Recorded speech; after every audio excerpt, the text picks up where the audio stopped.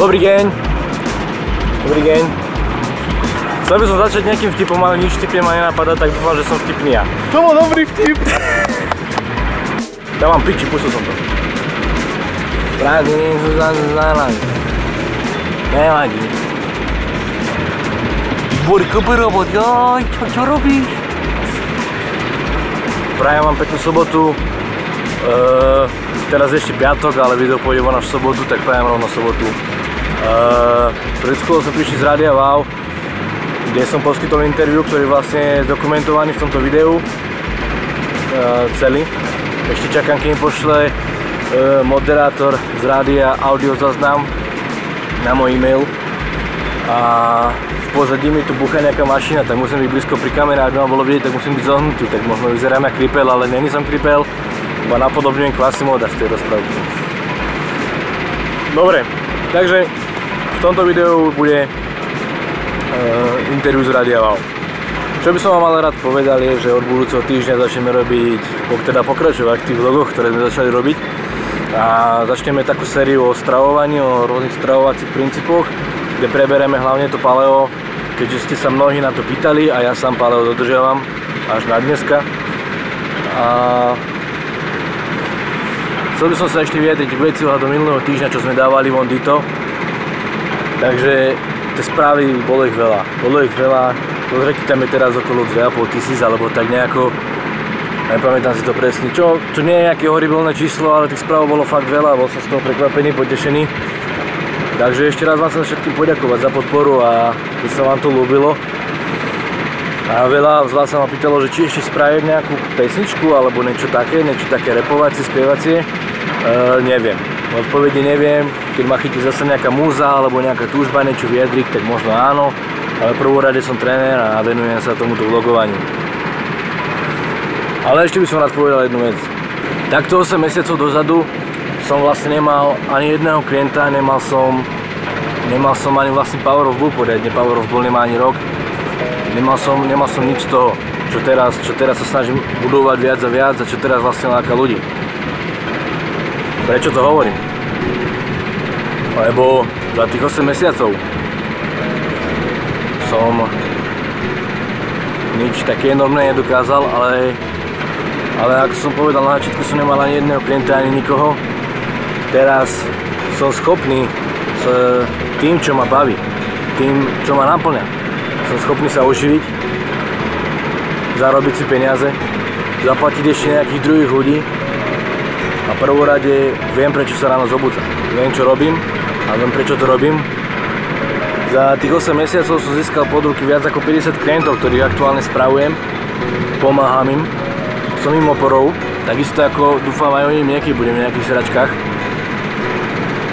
Ale nešlo to samo. Ja vlastne keď som začínal, tak aj doménu Power of Bull, čo stála nejakých 17 €, tak som si na to musel požičať peniaze, nemal som nič. Absolútne, ani floka som nemal, fakt frajerka mi to platila, moja bývalá frajerka mi to platila, za to jej ďakujem. Vlastne ona ma k tomu dokopala, ja som jej iba ukázal tento znak Power of Bull, tohto býka a som jej povedal, že ja by som to chcel takto spraviť a je to môj sen. A ona ma dokopala, že poď ideme to nakresliť a poď ideme to spraviť a vlastne tam to tak nevinne celé začalo, že sme si sadli započítať, že ešte sme do toho. A teraz je to tu. Jak som na tom pracoval, jak som na tom robil, tak vlastne ma to aj stálo, tú frajerku. Stálo ma to kamarátov, prišiel som o veľa ľudí okolo seba, ale naopak som veľa ľudí okolo seba nových získal. A úplne sa mi zmenil život. Úplne žijem inak, ako som žil predtým. Aj keď ma to častokrát vyčerpáva a už som úplne z toho unavený, ale stačí mi pol hodinku sa nudiť a fakt mám naspäť všetku motiváciu a všetko to odhodlanie voči tomu všetkému. Takže chcem len povedať, že naozaj sa dá všetko. Ja som, ako som povedal, nič horibilné som nedokázal, nič veľké, nič mega. Ale dokázal som nájsť to, čo ma robí šťastným. Dokázal som to robiť. Aj napriek životným prekážkám, ktoré boli veľké. Som tom pokračoval a vybudoval niečo, čo sa ešte stále buduje a stále sa to zväčšuje. Moja taká pracovná doba kvázi, ktorú som ani robiť nemusel, lebo ja nikdy nie som zamestnaný. Moja pracovná doba predstavovala nejakých 18 hodín denne preboha, čiže som 6 hodín som mal na to, aby som si odcvičil svoj tréning a ešte si aj stihol pritom zase pospať. Tak proste ma to stalo veľa vecí, ale teraz po 8 mesiacoch si môžem povedať, že Power of Bull projekt je to, po čom som túžil od malička, čo ma momentálne živí. A neživí ma to zle. A je to to, čo pomáha druhým ľuďom. Takže všetko sa dá. Všetko. Čau. Práve cestujeme do Bánovec nad Bebravou. Sme na ceste do Rádia Wow, kde poskytnem, respektíve bol som pozvaný na interview ohľadom výživy, zdravia a takéto tie veci. Takže sme tam na ceste, asi sme v nejakej dedine, že Livina. Ešte to máme, GPS-ka ukazuje 8 km do cieľa. Takže za chvíľočku tam sme a za 20 minút začína rozhovor. A potom sa budeme niekam dobre nájsť.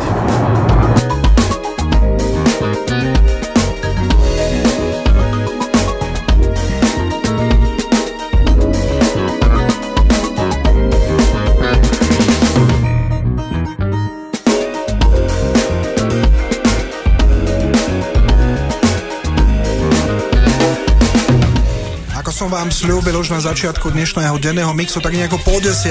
hodine to bolo a hovoril som vám to aj na začiatku tejto hodiny, tak tu máme naozaj človeka na slovo vzatého Mariana Šaraja, ktorý nám povie, čo to o, nazvime to, zdravom stravovaní a kulturistike, jeho projekte a tak ďalej. Majo, ahoj. Prajem pekný deň. Ahoj, ahoj. No, keď sa chlap na teba, alebo človek na teba pozrie, tak ty si taký ramenatý človek. A ja sa opýtam, že prečo? Čomu sa venuješ? Ako, čo je v podstate tvojou takou, aj prácou už vlastne profesionálnou? Však? No áno. Tak povedz nám niečo. Preháňaj. Preháňať? Pochvál sa. Dobre. Takže keď som bol malý, tak som bol strašne tlstý. Áno. A v takom 8. 9. ročníku na základnej škole som dostal takú motiváciu, začal so sebou niečo robiť. Aha. A tak som vlastne začal trénovať kulturistiku, začal som sa venovať cvičeniu tak bezhlavo. Nevedel som, jak sa stravovať ani nič a postupne, keď som do toho tak prichádzal, že čo človek musí preto robiť, áno, aby nejako vyzeral, tak sa to postupne stalo aj mojou prácou, lebo ľudia to chceli tiež a nejako to preústilo až do toho, kde to je. A kde to je teraz? V Partizánsku. Dobre, to znamená, že to hovoríš, že si bol strašne tučný, znamená, že si schudol, teda, lebo na tebe to vôbec nie je vidieť, ako ramená nabral, ruky, všetko a hovoríš bezhlavo. Najskôr to bolo a teraz si sa v podstate začal si sa tomu venovať asi aj viacej a už to teda bezhlavo nie je a už svoje myšlienky dokážeš aj teda predávať ďalej, ako odovzdávať ďalej. Áno, lebo na začiatku vlastne ja som nevedel som, ako mám dodržovať stravu, ako trénovať, vlastne ako sa kombinujú jednotlivé cviky a ako to všetko funguje, na čo reaguje telo a na čo nie. Aha. No ja viem u seba, na čo reaguje telo. Napríklad? Šesky prsa napríklad. Ale to je iné, že? No jasné. Dobre, tak vráťme sa ku kulturistike. To už sú hormóny. Dobre, no. Takže teraz som sa stratil. Si v Bánovciach v štúdiu. No, teraz mám prsa úplne. Veď máš aj ty. Čo chceš, vypracované tiež. No dobre, nie, hovoril si, že na čo reaguje telo a tak ďalej. Ja som ti skočil do reči. No jasné. Takže proste postupne som na to prišiel a tiež som pomáhal aj v rodine. Sa chceli tomu venovať, otec aj sestra a tak. A pomaličky to išlo tak, že som vlastne zverejnil na Facebooku, ako som sa zmenil ja. Ja keď som začal, ja som mal vlastne 119 kg a ani gram svalu na sebe. A to si slabý. Ja som mal 134. Pozri sa na mňa teraz. Ale nie, dobre. No. 119, to znamená, že úplne, že taký ako doslova, že maglajs v úvodzovkách, no, že sami tuve tak. Strašne to bolo. Hej. Ja som spravil krok a ešte pol hodinu som sa triasol. Aha, Homer Simpson. Dal som to na 88 kg. Áno, a teraz máš koľko kilov? Teraz 110. No ale tak ale zase svalovej hmoty zase povedzme. Akože je tam aj tuk, ale ako je to v pohode. To však tučík musí byť. Predstav si praženičku bez tučíku. No dobre, to znamená, že kedy si sa začal tomu venovať? Koľko je to rokov? Koľko som mal? 15 rokov, 14? 15-14 rokov, teraz máš? 20. To znamená, venuješ sa tomu nejakých 5-6 rokov v podstate. Dobre, a my sa tomu povenujeme ako tiež, povieme aj niekoľko rád, ktoré tu asi ty možno máš, alebo no, jasne. Ako začať. A vy, ktorí ste možno za teraz tak si vstúpili do svedomia, hej, že toto by som mohol aj ja, môže to každý? Úplne každý. Môže to každý, tak nás určite počúvajte, nakliknite Facebook Rádia Wow, pretože tam máme my už vyhodený status, Majo je tam aj odfotený, aký je to akože ramenatý chalan. Ja radšej nechcem mu to kaziť, samozrejme. A môžete nám tam do statusu pokojne aj nejakú položiť tú otázku. Marián Šaraj je hosťom u mňa tu v štúdiu Rádia Wow. Bavíme sa o papaní, kulturistike, cvičenie a o tom, ako môže byť každý krajší.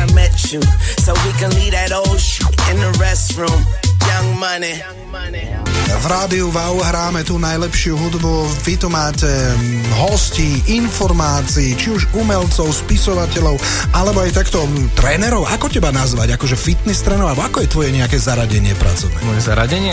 Zaradenie. Ja si skôr prípadám často ako psycholog, lebo... Vážne. Príde nejaká dáma s tými šeskami a položí sa ti tam na to plece a vyplače sa. Tak? No, ale ono to býva tak, že už keď máte šesky, tak má také 140 kg. Áno.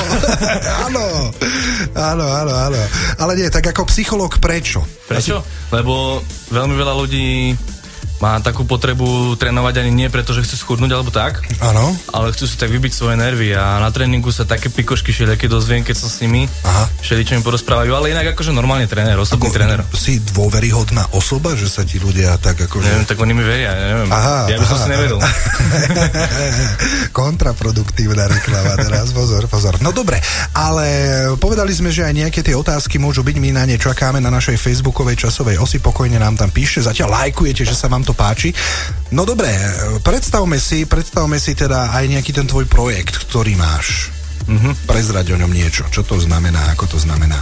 Tak chcel som motivovať ľudí, tak som začal robiť videá, vlogy na internet, kde rozprávam o rôznych typoch diety, o tom, ako by sa ľudia mali správať, keď niečo chcú dosiahnuť. Zverejňujem to na internete, píšem tam nejaké články a vlastne prostredníctvom toho robím aj online coaching, kde mám ľudí aj akože z druhých štátov, ako z Česka napríklad mám nejakých ľudí a riadím ich takto na diaľku. A to znamená, že niekto má problém, nájde ťa doslova normálne pod tvojím, máš tam, že Šaraj, alebo máš tam nejaký iný názov, Marián Šaraj, alebo nejaký tréning, alebo... Mám aj svoje meno na Facebooku a tak ma nájdu. A stačí ti napísať. Normálne poprosiť a idete na to. Čo by si mal tak človek, ja to tak teraz poviem za seba, možno, lebo ja som tiež akože schudol, ale tak niečím podobným, keď sa tu rozprávame, ale teraz to nie je o mne. Ale čo by si mal človek, ktorý ťa chce osloviť v prvom rade, nazvieme to po slovensky, upratať v hlave. Upratať v hlave? Aby mi nevykal. Všetci mi vykajú, nemám rád taký prístup, takže ale v prvom rade teda, aby vedel, čo chce, lebo veľa ľudí mi napíše, že úplne zbytočnosti, napríklad sa ma opýta, aký si má kúpiť proteín. Áno. A pritom takúto otázku si zodpovie na hociakom e-shope, kde ten proteín ide kupovať.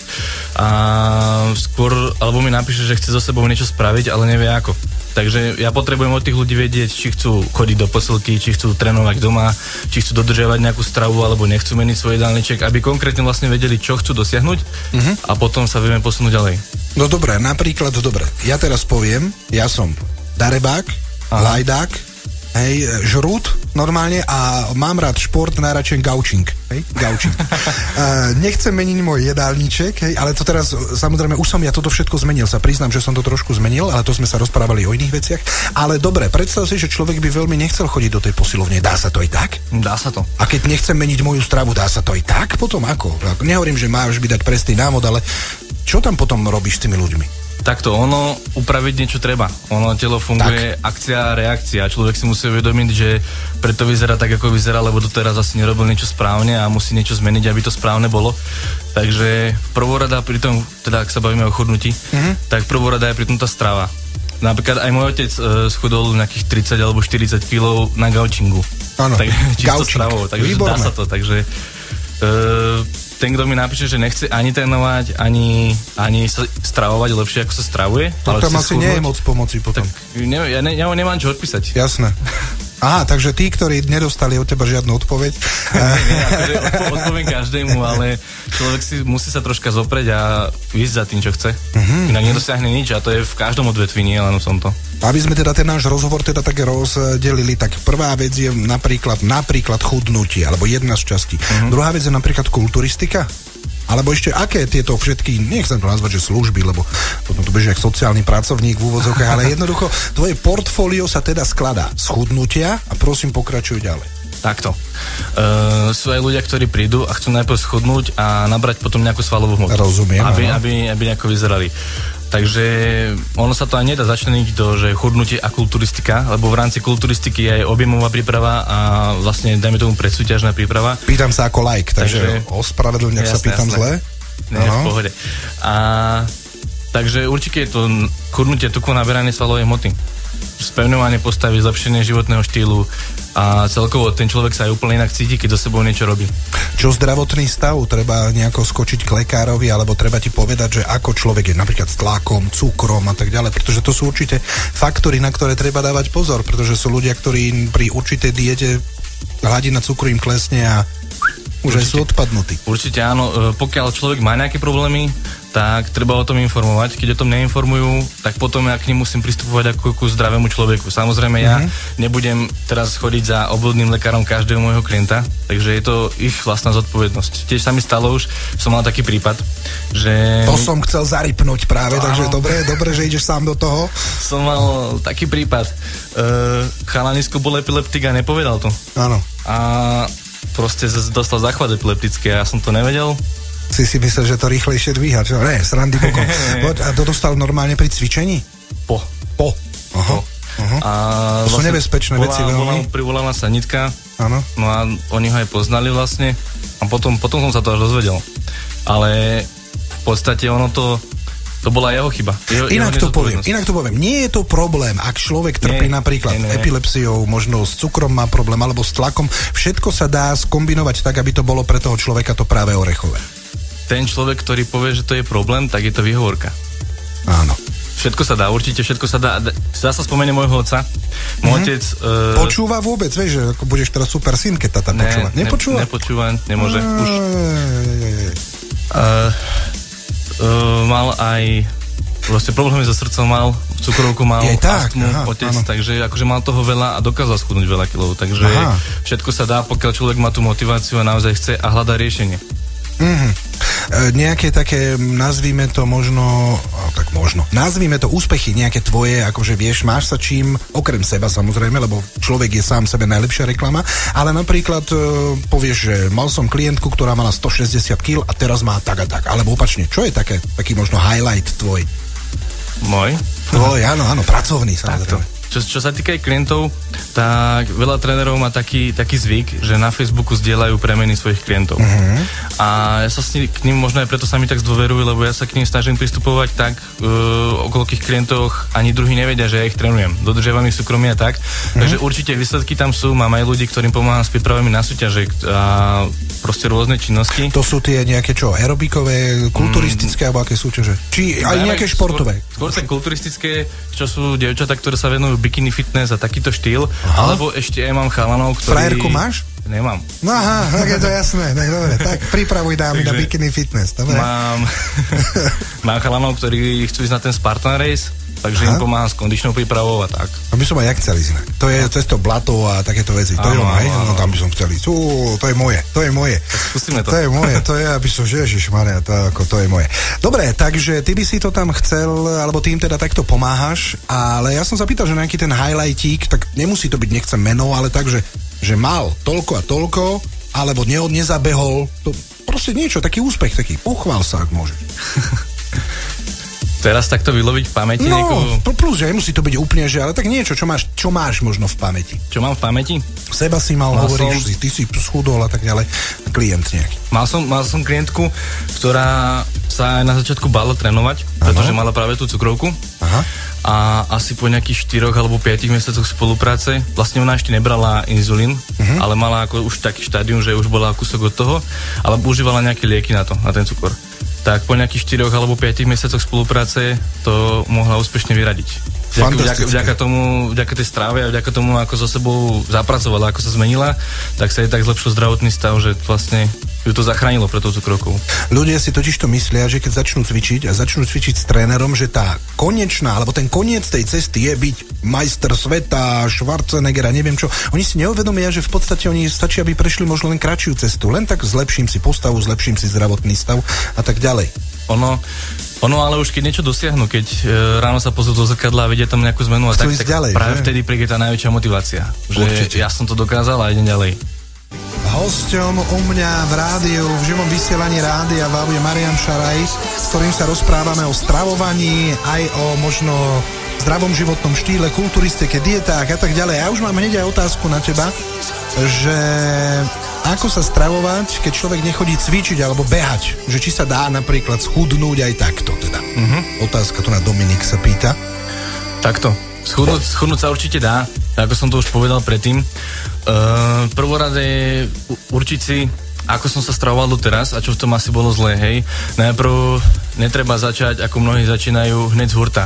Nejaké tvrdé diety, nejaký ťažký režim, ale postupne, dajme tomu prvých pár dní si vyradím sladené vody, znova si potom vyradím pečivo, vyradím nejaké tie špatné potraviny, ktoré až tomu nepatria. Až mi nezostane nič. Nie. A budem žiť zo vzduchu. A potom už sa to posúva do takej úrovne, človek by si mal... Dobre, počkaj, skúsme konkrétne, akože dobre, nejaké hamburgery, bagety, vieš, ako tí decká v škole, tým pádom nejaké brucho, sladké vody. Dobre, vyhodil človek sladké vody, vyhodil človek bagety a zostalo také, no dobre, čo by mal, ideš teraz, no? Čo by mal? Buď múdry, teraz.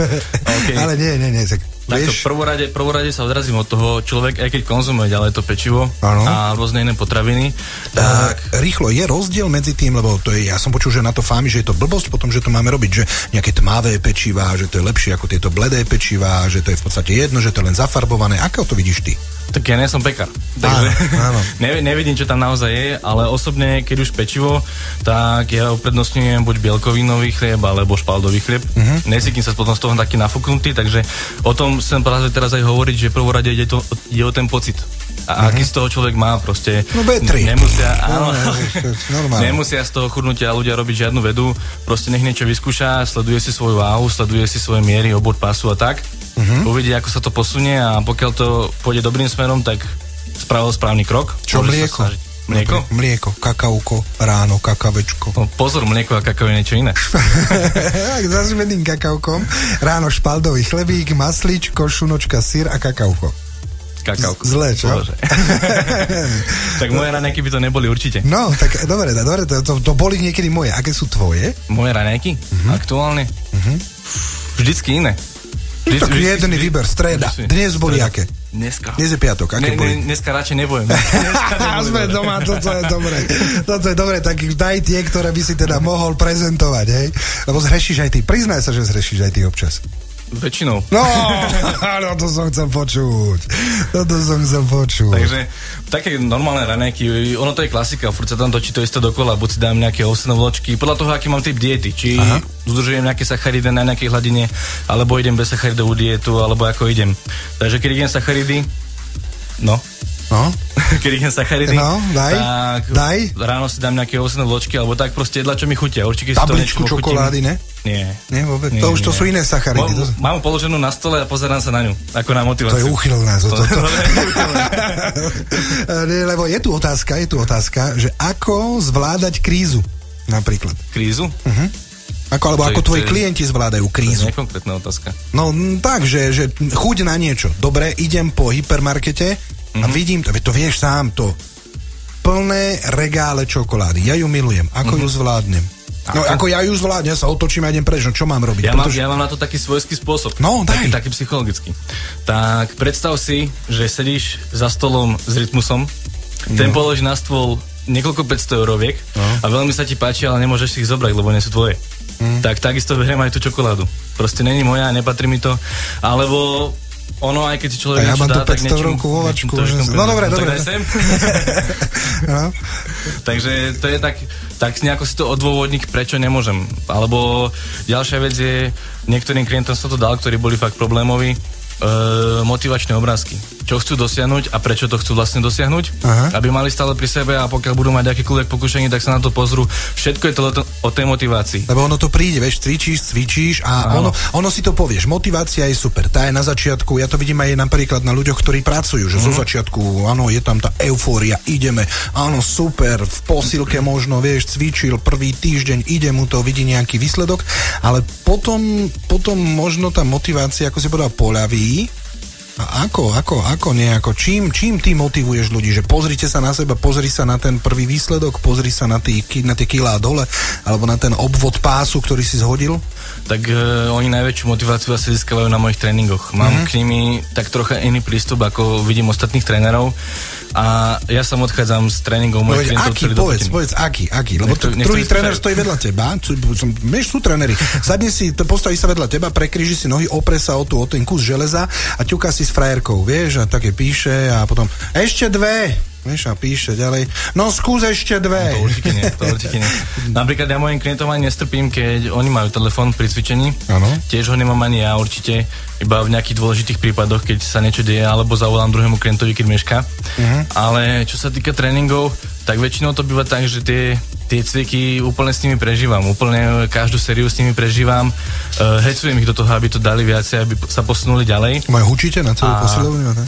Občas iba. Daj! Ale čo je dôležité, každého klienta si naučím na ten princíp, že ja mu poviem, kedy nevláze. Aha. Lebo ľudia už keď trošku pocítia tú bolesť, alebo že nevládzu. No jasné, to je áno. To sebe majú, položím to hotovo. Hlavne chlapi. Aj nie. Nie? Lebo mne to môj tater mi to hovorí, že ženy majú taký iný prach bolesti ako muži, že ženy vydržia viac, tak preto som si myslel. Inak to som aj ja počul, že pri kerkách vydržia ženy viac. Ale ono to je individuálne pri tom cvičení. Aha, cvičenie je iné ako tetovanie. Dobre. Tu na otázka ďalšia, že po týždňoch alebo mesiaci napríklad prestane telo reagovať ako na začiatku. Že čo s tým? Sú rôzne spôsoby, čo sa s tým dá spraviť. Jedna vec je človek sa posúva samozrejme pomalšie. Tu nám. Áno. Ono prvotne, keď človek začne chudnúť, tak telo sa začne odvodňovať. To sú také tie prvé týždeň, 2, kedy schudne nárazovo veľa kila, má z toho úžasný pocit a potom sa to trocha spomalí, ale potom práve príde vlastne naraz to spaľovanie tukov ozajstné. Keď sa to zastaví, alebo že fakt moc pomalí, tak sú dve možnosti, ako to zmeniť. Zmeniť typ diety, a dajme tomu prejsť na nejaké sacharidové vlny, alebo na internete je fakt veľa diét, alebo druhá možnosť je skúsiť si akoby tak laicky povedané reštartovať metabolizmus takzvaným cheat dayom, kedy vlastne človek zje všetko, čo vidí a čo nezie jeho. A potom hneď na druhý deň príde naspäť do tej diety. Veľa ľudí sa toho bojí, že priberie všetko naspäť, ale práve to tak není, pretože keď po tom mesiaci si dá takýto cheat day, kedy tie jedlá predtým nejedol vôbec. Cheat day sa to volá? Cheat day. To som nemal hovoriť toto. To som nemal hovoriť. Ja si ho normálne naplánujem. Ono to je super, lebo keď už telo není zvyknuté na tie jedlá. Cheat day, do kamery hovorím, cheat day, to bude moje. Keď už telo nie je zvyknuté na tie jedlá, tak ich potom ani tak nepríjme a väčšinu to je to taká striedačka, že najem sa a utekám na záchod. A čo, potom vrchom či spodom? Spodom. Krátke črevo, nejaké dobré. A potom na druhý deň sa zobudím ešte ľahší, mám novú motiváciu a telo znova reaguje na tú dietu. Vieš čo, ak by si mal niekedy čas, že máš fakt jeden deň čas, skúsime a ja spravím cheat day s tebou a budem vidieť, jak ja to ako všetko, okrem nejakého diviaka a hotovej kravy ešte takto zjazím všetko. Ale troška ťažké sa potom zastaviť. Ten druhý deň hneď tak, toto. Robím si z toho, samozrejme trošku odľahčujem to, ale je to výborné, pretože ono sa hovorí, že topiaci sa aj slamky chytá a ono, keď možno tá motivácia trošku poľaví a ty povieš tomu človeku, že dobre, dotiahni to do konca týždňa 100%, pretože ja v týchto veciach neuznávam polovičné práce, že skúsim, to neexistuje. Tak možno tento cheat day mu dosť ako dá motiváciu. U mňa by to bola motivácia. Ale samozrejme, že keď si ja uvedomím, aj keď som si, ja som 18 kg hodil dole, to sme sa bavili o tom. A keď som to jednoducho na sebe cítil, tak si poviem, že ja to poviem úplne otvorene po slovensky, nebudem taký sprostý, že sa na druhý deň zase naládujem nejakými hlúpostiami, ale už si dávam pozor. Takže no len tento cheat day mi teraz narušil trošku.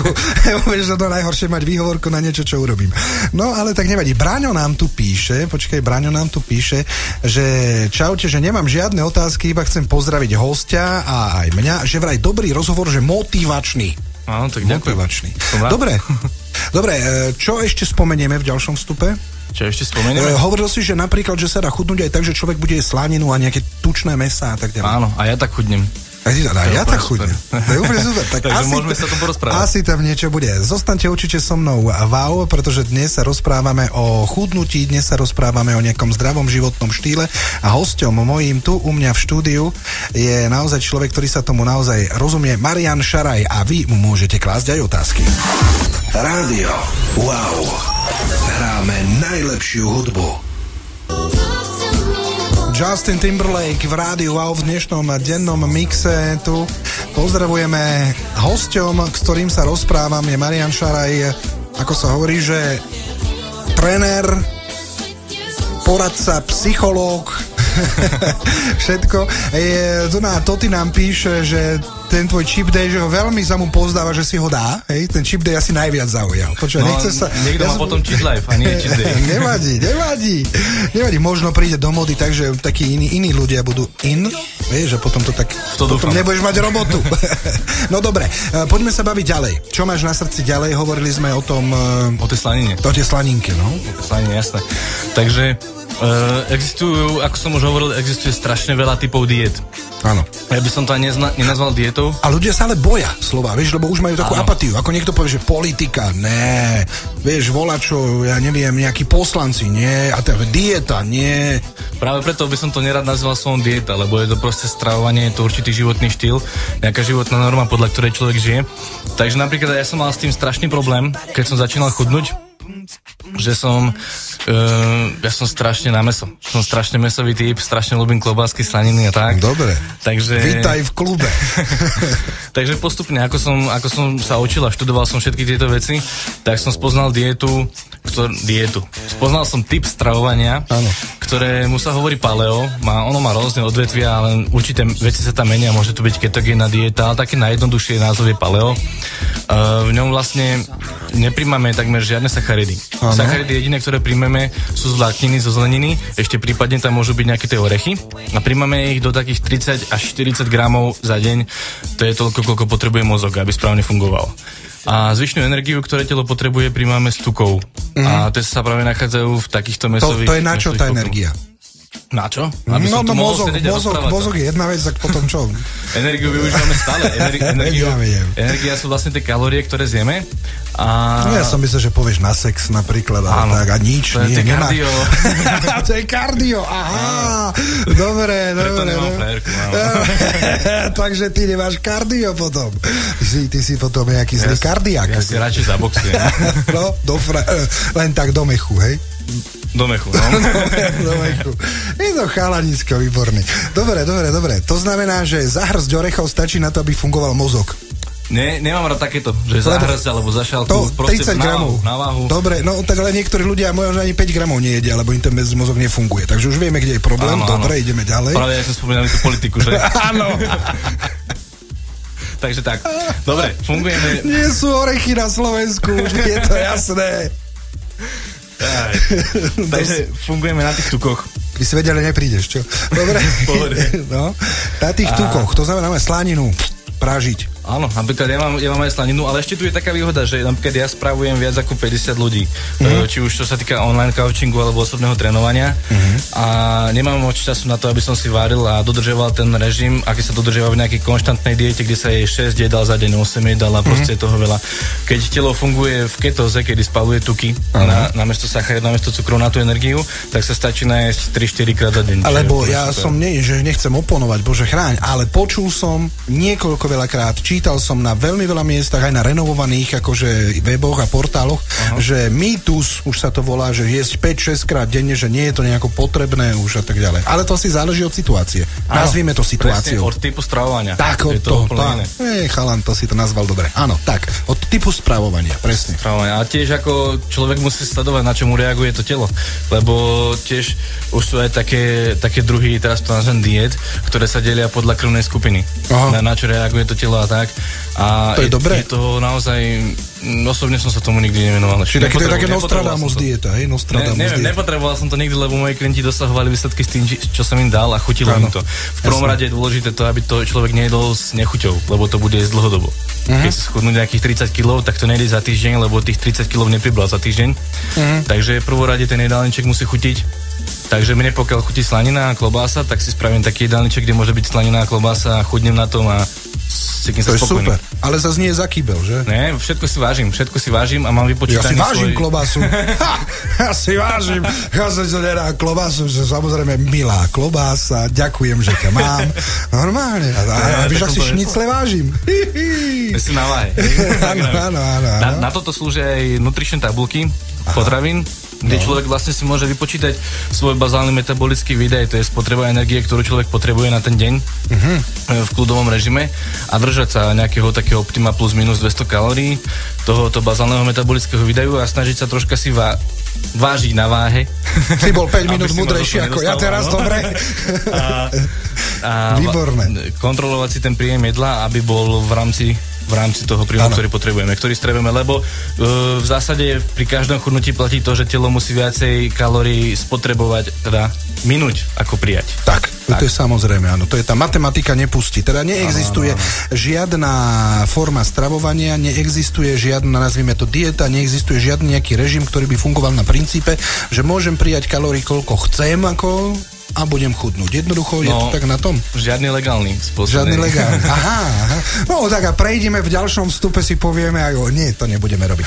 Dobre, ja sa musím s tebou rozlúčiť. Všimni si, hodinu sme tu v dobrom rozdebatovávali, rozprávali o týchto veciach. Ja by som to ukončil tým, pretože je toho na veľa, je toho na dlho, je toho obsiahlo, je to zložito, je to všelijako. Ale ty s tým vieš pomôcť. Kde ťa ľudia môžu nájsť? Dajme ešte raz. Už sme o tom hovorili, ale ešte raz, lebo teraz si samozrejme, rozumieš, motivoval veľmi veľa ľudí, už tu píšu zase ďalší. Aha, to už to prišlo, tuto, že cheap day, už tu mám panvicu, mäsko, no krás. Úplne nádhera. Tak kde? Dobre, na Facebooku pod mojím osobným profilom ma nájdu. Marián Šaraj. A máš to s Y-om na konci. Áno, to chcem povedať práve, že Šaraj Y, Šaraj I, hej. Takže Marián Šaraj, tak ma nájdu. Také slovenské meno to je. Úplne. A takto. Mám tam profilovku, kde som v bazéne s otcom, takže podľa toho ma nájdu, keby tam náhodou bolo viac Marianov. Môžeme to urobiť tak, že dáme aj na Facebook Rádia Wow na stránku odkaz, dáme zdieľať tvoju záležitosť. A nemusia sa ľudia bať mi napísať, ako úplne v pohode. Aj keď náhodou neodpíšem hneď, tak určite som s klientom, ale vždycky každý deň odpíšem na všetky správy.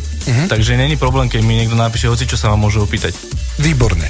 Ja ti veľmi pekne ďakujem za návštevu. Ďakujem za pozvanie. Si naozaj veľmi milý človek. Nemusíte sa ho vôbec báť, ja som tiež nič vám neurobí, ale nie, urobí vám, ako sa hovorí, že len Daniel to tiež nie, pomôže vám. Majte sa krásne teda a ty aj tvoj kolega kameraman, tak to zakývame do kamery. Celý tento rozhovor aj s audiozáznamom nájdete na našom blogu, aj video, audio. Jednoducho treba to sledovať, ak ste to nestihli. No a tvoj teda profil Marián Šaraj dáme zdieľať na náš Facebook. Ešte raz ďakujem za návštevu. Ešte nejaké také heslo, moto, odkaz nakoniec našim poslucháčom, že? Nehľadaj motiváciu, stan sa ňou. Fantastické. Majte sa krásne. Práve pekný deň. Rádio Wow.